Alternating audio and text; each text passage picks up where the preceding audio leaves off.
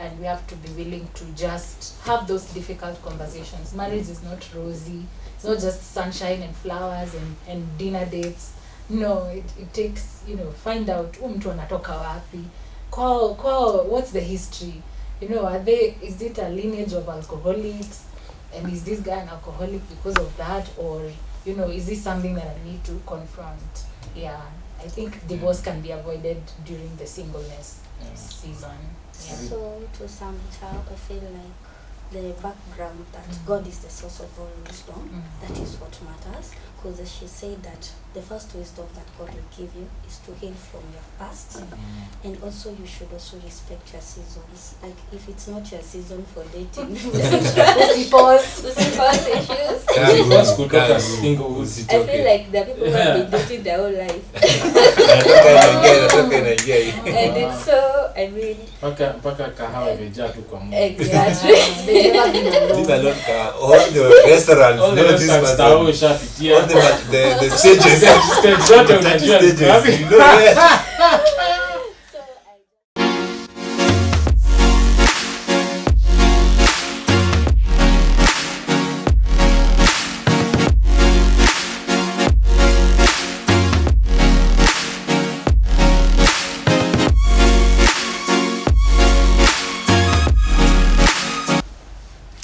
Hi and welcome back to After YP.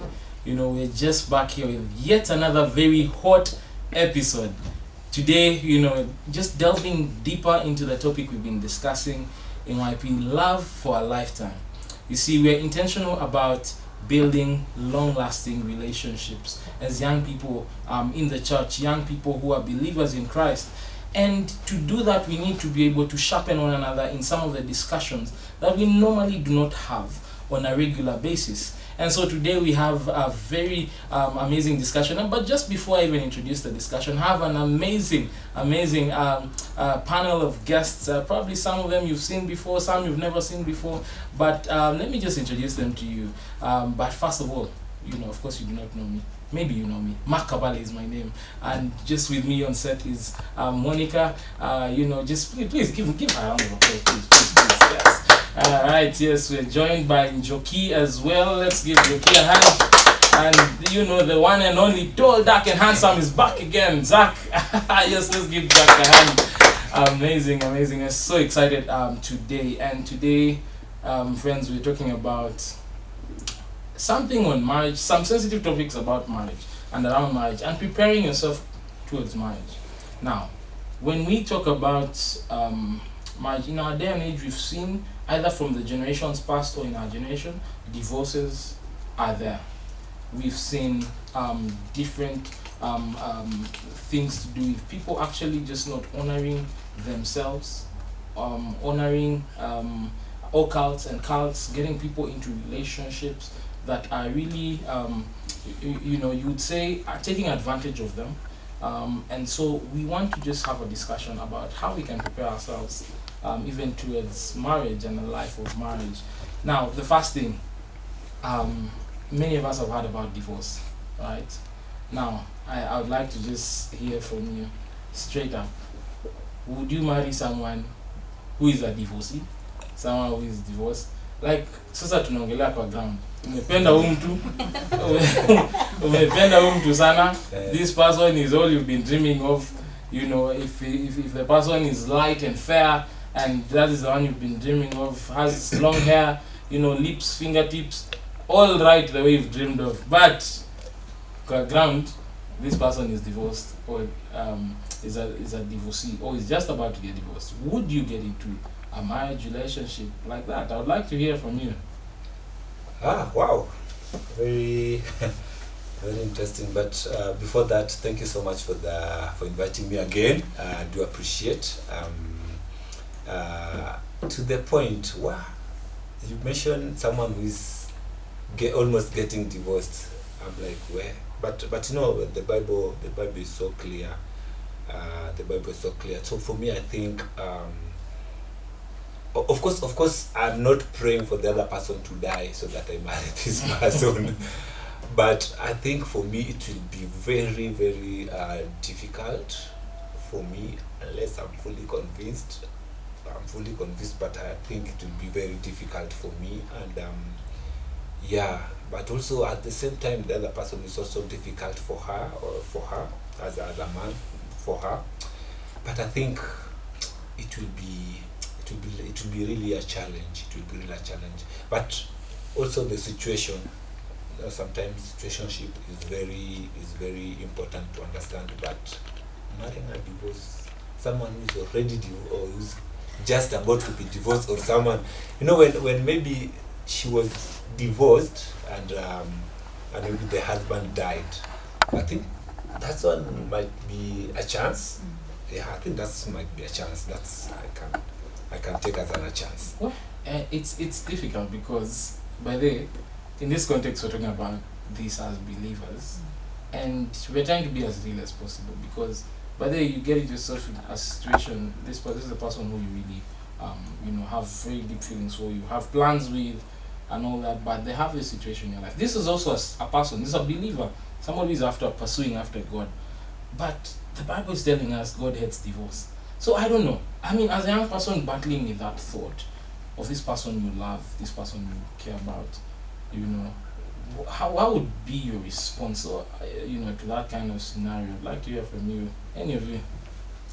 Okay, my take on marrying and divorcing or somebody who is separated. I feel like, as he said, it will depend on the reason why he or she is divorced first. Because, for instance, you can't marry somebody who was toxic and then you go back to that kind of person. And also, if he or she of her spouse died, that is very inevitable. You can't know whether death will come or it won't. Okay, that one I can consider. And also, how you say that God hates divorce. Yeah. Interesting. Monica, does it depend as well for you? No, me, I think it's very clear in my mind that my stand on divorce is just what the Bible says. And I know it's a touchy subject, because you want to sympathize with the guys who are divorcing. Maybe it was even a case of violence, for instance. That's a valid reason. You can't stay where you're not safe, where you're suffering physical harm. But the Bible is very clear. Jesus himself talked about it, and he said the only valid ground for divorce is sexual immorality. He said that in Matthew 5. And so if someone is unfaithful, it means that they have already defiled the marital bed. And if they have defiled the marital bed, then there's no marriage. Like, ameshatoka nje. So that one is grounds. And there's also another valid ground that is it's in 1 Corinthians, but Paul said that's his opinion. It's not the Lord who has said. But he said, suppose you're a believer and before you got born again, you got married. Cindy, so you got married to an unbeliever. So both of you are not believers by that point. And then somewhere along the way, God finds you get born again, but your spouse is still an unbeliever. So in that context, if that person leaves the marriage, that's like you're not under any obligation to fight for it. But all that said, I think it's always good for people to first of all understand why they're getting into the marriage. Because marriage is not for children. I had someone say that. Marriage is not for kids. It's for adults, and you have to count the cost. Because marriage is work. Marriage is work, but it works. And so I think of divorce as really like the final nail on the coffin. Like, you've tried everything else to save the marriage. That should be the intention. I think both parties should be willing to fight for it. At least, put in some effort. Try some counseling. Try your best couple, which I think is also that's a whole other podcast. Because people don't even know how to pick the best couple and all that. But try your pastor. Try as many avenues as possible to, first of all, keep the union. And then if yote imeshindikana and you go the route of divorce, then just stay single until the other person dies. Oh. Yeah. Wow. but that's cool. That's difficult. It's cool. But now I want to talk about it in this way. How then? Now we're talking about us as people who are now on this other side, not yet there of marriage. How then do we prepare ourselves to get ready for even scenarios like that. Yes, you can never fully prepare yourself, but there's a level of preparedness I think that we can all have. For me personally, if it means I'm reading books, about marriage, I am actually intentional about finding information. I'm intentional about finding people to work with me, mentors, people who I can look up to, people whose marriages I actually admire, people who actually they are working, because I think bad news sells, and in our day and age, we are talking about divorce rates will be probably shown the most on the news. They will be the ones which are propagated the most because it is bad news. It is what the enemy has. The enemy has an agenda against families, and so he will make sure that that is what actually goes into the airwaves. And so I believe there's a way we as well can prepare ourselves as young people, so that we can put ourselves in our best position. I think at the end of it all, of course, you can never prepare fully enough. As well, of course, you need to really just rely on God, because I think when the Bible really tells us to not rely on our own strength, but acknowledge Him, and He'll be able to direct our paths. And His word is a light unto our path and a lamp unto our feet, right? Yes. And I believe the more we grow, the more we interact with God, the more He's able to show us, and He's able to show you as well the person who you can be able to do life with. Because I believe in relationships, marriages, they're not really easy. They take a lot of work, as you just said. And so it's only by God's grace that we're able to, just sustain through that. But I think there's a discipline that we also need to gain and develop as young people before we get in there. I don't know if that makes sense. I think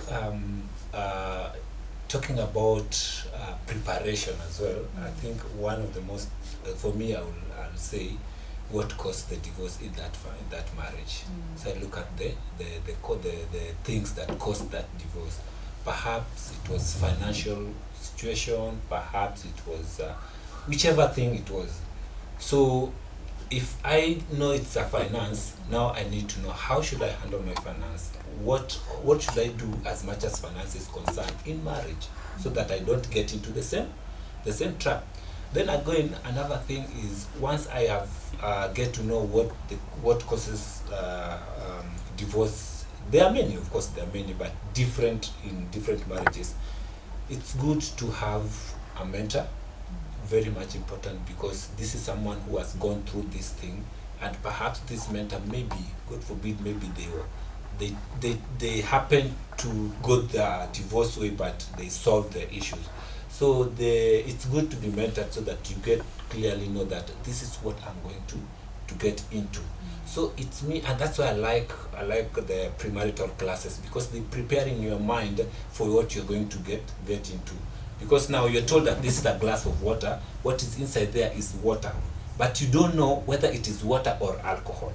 So this person will actually tell you this is water because he or she has drunk that water and know that this is water. So I have to prepare my mind, like, this is what is normally happens. So by the time I'm in there, God is helping me to actually handle these things, so that I don't get divorced. But young people, I wouldn't like, especially my friends, to get into marriage that will lead to divorce. And this is what I'm telling everybody. People go to church. Actually, they go to church, do a wedding, pastor officiate their weddings, and all that is so nice. Everything is so nice. But when they are now thrown to start their life, now they get into a point of divorce. But now, I'm always telling people, why can't you go back to church who officiate your wedding to divorce you? Why are you going to the court to divorce you? So when things are not working, people run to the court for divorce. It is the court gave you the certificate, yes, but it's the church who officiate your wedding. Why can't you go to church to divorce you? Basically, when you're going to church to divorce you, the church is going to try to help you not to divorce, but the church will help you to reconcile and sort the issues. And these issues, no one will sort it for you, like a third party thing. So third party will just give you an advice. Do this, do this, do this. At the end of the day, it is you. But so we need to know why am I getting into marriage? Why do I want to marry? Yeah. What is there in marriage? People say that marriage is good. Some people say that marriage is hard. I don't think marriage is hard. Marriage is easy so long as that God is the mediator. So long as God is everything, and so long as you're doing the right thing. So I don't think whether marriage is, it's just two of you. Last episode I talked about compatibility. Two cannot work together when they unless they agree, right? And in that point of, think of it, perspective. What is your perspective about marriage? What is your attitude about marriage? So in general, perspective intercedes outcome. Perspective intercedes attitude. Attitude intercedes outcome. If your perspective about marriage is negative, then your attitude about marriage is negative. Then the outcome will be divorce. Yeah, and I think also everyone came from a family. So what the kind of family that brought you up, it plays a big role in how you view marriage. Like for instance, if you grew up in a home where people are throwing things, like there's no one that can be lesser volume than the other. Everyone is speaking at a very high volume, and it's chaotic. It seeps into you. It seeps into your mind. It seeps into you. And so as you journey through life, when you don't put in the work to heal from traumatic events in your past, you'll bring that into a marriage. If your experience, for example, as a lady, if my experience with the opposite gender has always been negative, abusive, maybe father or relatives or people that you trusted, I'll find it very hard to trust a spouse, and I'll start punishing them for things that they didn't do, and I'll be bleeding on them, and they're not the ones who cut me. And so I think there's a lot of inner work. As you asked, like, what do young people do? Like, in this season of singleness, we are so quick to get out of singleness and get into marriage, but we forget that this is a season where we're supposed to be putting in the work. We're supposed to be laying the groundwork, go and have people ask you those tough questions, And personally, I think even those premarital classes that Zach is talking about, people should even begin. Don't wait until you already have an engagement ring on your finger. That's when now, you're supposed to do it as part of even the courtship, so that you can be able to dig in, go into those depths of you and find out what's broken and how can I fix it before marriage. But of course, there's no 100%. There are no guarantees. Even marriage itself is a risk. At the end of the day, it's a risk. There is no perfect partner. Exactly. Yeah. There's no perfect partner, and there's no perfect individual. So we have to be willing to put in the work, and we have to be willing to just have those difficult conversations. Marriage is not rosy. It's not just sunshine and flowers and dinner dates. No, it takes, find out mtu anatoka wapi.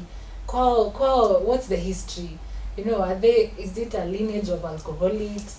And is this guy an alcoholic because of that? Or, is this something that I need to confront? Yeah, I think divorce can be avoided during the singleness season.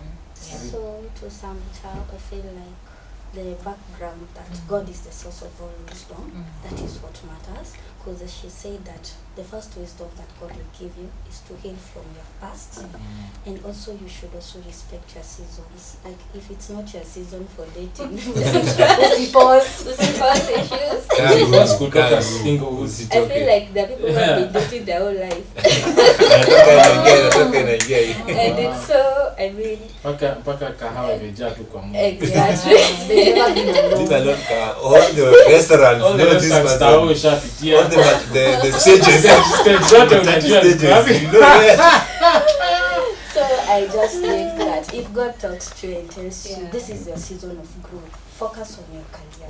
Just do it. Usitake like kupinga Mungu. God is not man, and he knows what will happen in the future, and he knows he has beautiful plans for you. So respect your seasons and date at the right time. When the season is right.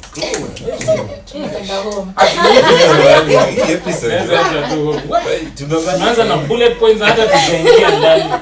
But I think that really sums it all up. And I think let's really work on ourselves as young people. But I think there's something I think both of you have touched on even in the last few sentences, is perspective about marriage. How can we then develop a mindset and a mentality, a positive mentality? I think Zach mentioned it, a positive mentality about marriage, because we also acknowledge, I think, as you say, our environment, our upbringing affects how we view marriage. Our surroundings affects how we view marriage, and so how can we then really get ourselves there and stop blaming our upbringing?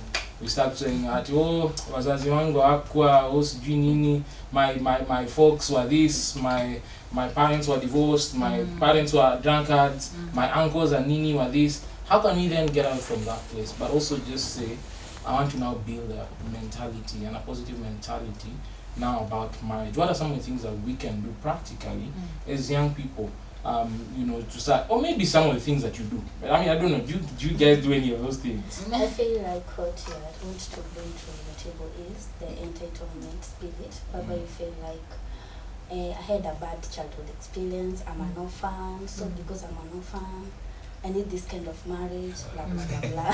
So like what you should do, you should heal from your past. It will not just affect your relationship, even your career life. Your businesses will be affected by your childhood wounds.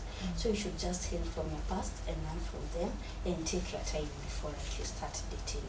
Because for instance, like an orphan, when you start dating, when you're that vulnerable, when somebody gives you attention, you think it's love.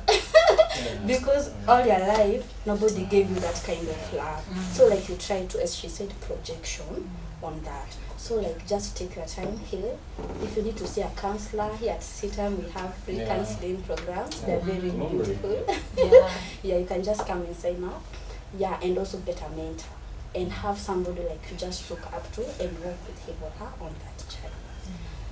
So on our second part, we want to discuss like how can we change the society view of marriage. Like today, there are so many broken marriages and they are the loudest, especially the celebrity marriages, whereby you just say, mutachana tu. We just waiting for that period whereby, wanachana lini. So like how, as a church or as Christians, how can we change that view of mutachana tu? Like marriage works, we want to spread that gospel. What do you think? I think it's really about the trends, because I was listening to someone sharing Elder. I don't know if you guys know Elder John Nganga. He preaches a lot around CITAM circles and he's big on mentorship of young people.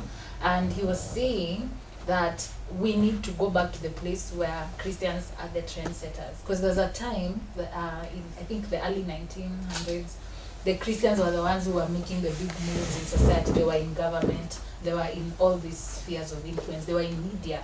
And so they were challenging the conversations that were happening in those spaces. And I think in reality, it's not as bad as it looks, because if you look at the divorce rates, for instance, in Kenya, 57% of Kenyan adults are married, not divorced. That is as of last year. Last year, between June and July, there's a survey that says 57% of Kenyan adults. And so that's more than half of Kenyan adults. They are married. And out of that, only 1% are divorced. So just 1% in Kenya.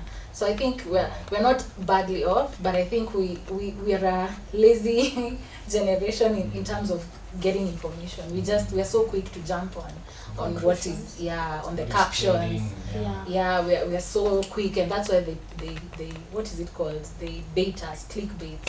They bait us on YouTube so that you can go and click. But I think the Western world have it a bit more rough, because in terms of broken marriages and homes, I was reading like Russia and China, they have the highest rates of divorce, and they also have big populations, so that's saying a lot.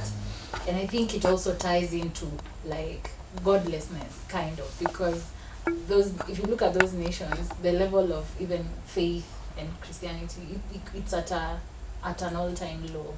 And so where there's godlessness, there's an abundance of vices and sins and all that. So I think we really just need to rise up as believers, because we are the majority, but we've been quiet. We've been quiet on a lot of these issues. We need to bring hope, make hope normal again.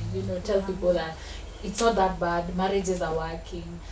You just need to work on yours. And if you need help, this is where you can get help. And I like what Njoki said about our counseling center. Yeah. We have a whole counseling center free of charge. People don't know about these Yeah. resources, Yeah. and these are available for people to heal their marriages and their homes. So I think all hope is not lost. Yeah, we just need to be the ones to put out the right information out there. I like what you've said. You've talked about, I mean, we need to find our place as a trendsetters, as believers, Yeah. because I believe, I also am a firm believer that as believers we have the truth, and we also know that the truth is the one that has set us free, and it can set people free. It can set marriages free, can set relationships free, and even can set us free from our own selves and our selfishness, our sinfulness, as well. And that truth, I believe we need to really embrace that truth as young people, so that we can define our way of seeing marriages. Because the more we ascribe, because this is how it is. I think you've mentioned something about how the outside world, there are so many high divorce rates. I was watching a video, I think the other day, on Facebook. Okay, Facebook is for us old people. Millennials. Speak for yourself. Yeah, Forever 16. You're not on Facebook? That's I am though. I am. yeah. So no, I mean, I meet a lot of young people, my brothers, like on Facebook. Look, to see wazee. I'm like, wow, But anyways, I was seeing a video on Facebook, and there's this guy. I don't remember his name. He was preaching. On the streets, I think in the US, and there was an LGBTQ movement around him. So literally in a parade of LGBTQ, he just got his speaker and some missionaries, and he was preaching the truth of the gospel. Wow. But then I asked myself, what am I doing? What am I really doing? Do I have this boldness that I can be? But then he was being abused. He was poured on water in the middle of the street. And I was really challenged, and I'm like, by the way, what part do I have to play as a believer in the spaces and spheres that I'm in to influence some of the conversations, some of the thoughts about the faith of Jesus Christ? Am I portraying the faith of Jesus Christ in myself? Am I not only just preaching with actions, but also preaching with words, telling people about the truth of Jesus Christ? Yeah. Because I believe that's the truth that sets people free. That's the truth that is going to be able to just break any yokes that are there, even in people's lives in past. We're talking about family hearts in the past, and you see, these all form our societal view. Movies these days are not even these days. It started a long time ago. Back when we were growing up, things to do with fornication was a very normal thing in Hollywood movies. So it was propagated a lot, and now it became normal that when we watch a movie these days, you go to a cinema or you watch online a movie, fornication is a normal thing. You're like, I want to make kiss too, But in your mind, what they've done, they've really set an agenda for you. LGBTQ now is the agenda that's actually really being pushed right now to a level where they want to normalize being LGBTQ. You find even the heroes in the movies are LGBTQs as well. They ascribe to that, and it's really a difficult place right now. The world is an unfavorable place for godliness in our day and age. And I think it's time for us as believers, even young believers in this generation. I don't think when people say that you are the leaders of tomorrow, no, I think we are the leaders of now. That we need to be able to propagate this message of the gospel to even the farthest places of the world, wherever we have influence, because I believe that's gonna change the societal views, so that we stop seeing what is unbiblical as normal, but what is biblical as normal. So I mean, it's really interesting. But I think also the background is very much important, because how you're being raised. You can be raised in a family where divorce is just a cup of tea. It was just a normal thing. So when this person gets into marriage, I'm like, even my dad got divorced. And they're living a happy life. Got married.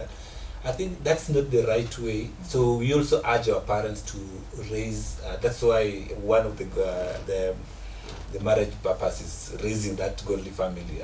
So you coming up from a family that with them divorce is not something that they they should not even talk about it. Yeah.